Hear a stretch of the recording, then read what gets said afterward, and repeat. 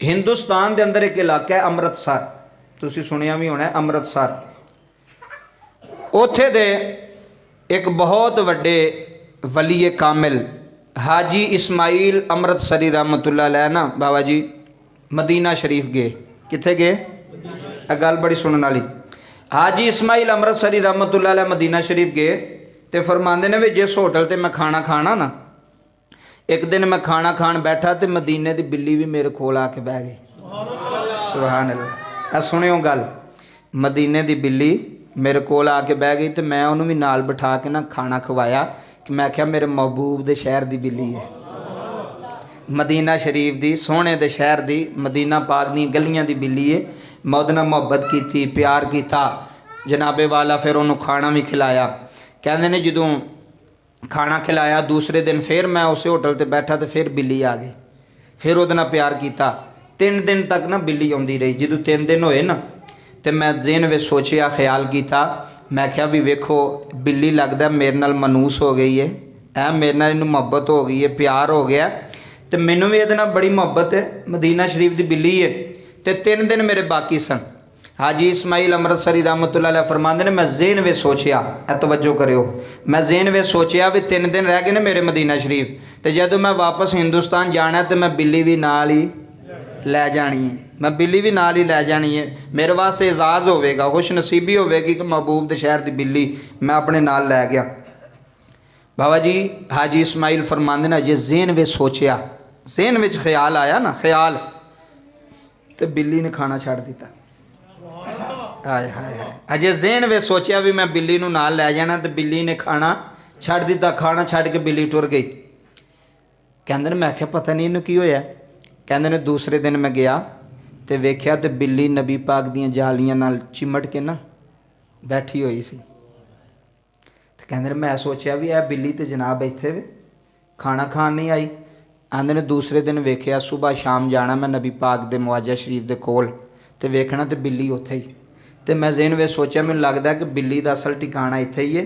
तो जांदियां हुण एक दिन रह गया तो जांदियां मैं बिल्ली नूं नाल ही अमृतसर लै जाना। कहंदे ने 3 दिन गुजर गए। हुण आखिरी दिन सी मेरा तो मैं अपने होटल दे विच ना सुत्ता सा। अद्धी रात का वेला होया, मेरी किस्मत का सितारा चमकिया, मदीने वाला मेरी ख्वाब च आ गया। सोहना मुस्तफ़ा कमली वाला लजपाल मेरी ख्वाब च आ गया।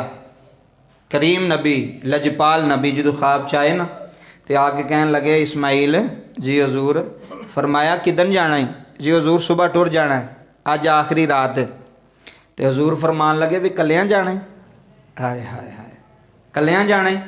अर्ज की हजूर नहीं, एक तुहाडे शहर की बिल्ली है, उन्होंने मेरे नाल बड़ी मुहब्बत हो गई है तो मैनू उहदे नाल बड़ी मुहब्बत हो गई तो मेरा ज़हन है कि मैं जांदे उन्होंने नाल ही ना अपने अमृतसर हिंदुस्तान लै जा। नबी पाक ने फरमाया इस्माइल उन्होंने ना खड़ी। हजूर खैर है?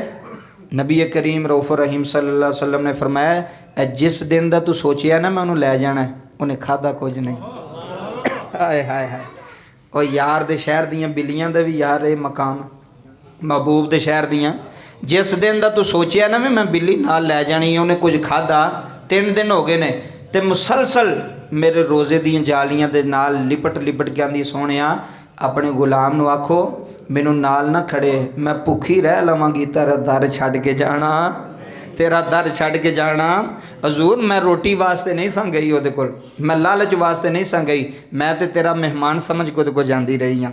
तो अपने इस्माइल नूं आखो मैनू जुदा ना करे इथों, मैनू मदीने ना लैके जावे, मैं कुछ नहीं खावांगी पर सोहणिया तेरियां गलियां छड्ड के जाना नहीं। हज़रत हाजी इस्माइल अमृतसरी रहमतुल्लाह अलैह फरमांदे ने मेरे अथरू आ गए, मैं हजूर दे कदमां 'च डिग पिया। अर्ज की हजूर मैनू तो पता ही नहीं सी, मैं तो गल किसी नूं दसी नहीं तो तुहानूं खबर मिल गई है। हजूर तुसी जानदे हो? फरमाया हाँ मैं जानना वा। फरमाया वेखो मेरा करीम नबी किड्डी शान वाला है। ओए मुरीद एक पासे उम्मत एक पासे, हजूर बिल्लियां दियां बोलियां भी समझते हैं, हजूर बिल्लियां दे दर्द भी समझते हैं। फरमाया उन्होंने ना लैके जावी, उन्होंने मेरे रोज़े ते रहन दे, उन्हें तड़फ के मर जानी अगर वो मेरा रोज़ा छड्ड के गई तो। वो शिकायत भी लांदी सी तेरी कि हजूर उन्हें मैनू नाल लै जाना तो तुसी उन्हें समझाओ। तो नबी पाक ख्वाब च आके हाजी इस्माइल अमृतसरी ने फरमाया ना उन्होंने ना लैके जाए, कलिया ही जाए। कहन लगे मैं आख्या बिल्लीए वाह तेरे मुकदरां तो भी सदके वो बिल्ली जरिया बन गई है महबूब की जियारत का। बिल्ली जरिया बन गई है, महबूब खाह विच आ गए, कमली वाले खाह विच आ गए। यार उस दर दियां बिल्लियां जड़ियां ने, क्या बात है, उन्होंने क्या शान है, उन्होंने गलियां दे कबूतरां दी की शान है यार। हैं देखो ना कबूतर उत्थे चुगदे ने, खांदे ने, पींदे ने। कदी किसी कबूतर ने बाबा जी उत्थे रोज़ा रसूल दे इर्द गिर्द भी बैठ नहीं की। दसो हाँ ये कमाल नहीं, ये शान नहीं मदीने वाले दी। और किन्नियां बिल्लियां उत्थे फिरदियां होंदियां ने। कदी वेखो किसी बिल्ली ने उत्थे जनाबे वाला पेशाब किया होवे, नाउज़ बिल्लाह अस्तगफिरुल्लाह, वो तो महबूब दियां गलियां च फिरदियां ने ते अपने मुकद्दरां ते नाज करदियां ने कि सानू ये गलियां नसीब ने यार। अल्लाह तुहानू भी मदीने ले जाए। फिर आखो आमीन। की पता कि कबूल हो जाए। और एक बारी बंदा मदीना शरीफ जावे, हजूर दी नगरी जावे तो फिर पता लगता है। तो हाजी इस्माइल अमृतसरी फरमाते हैं मैं तो बिल्ली तो कुर्बान हो गया जिसकी वजह तो मेरे तो सोने का करम हो गया, मेरे तो मेहरबानी हो गई। आखिरी गल सुनो,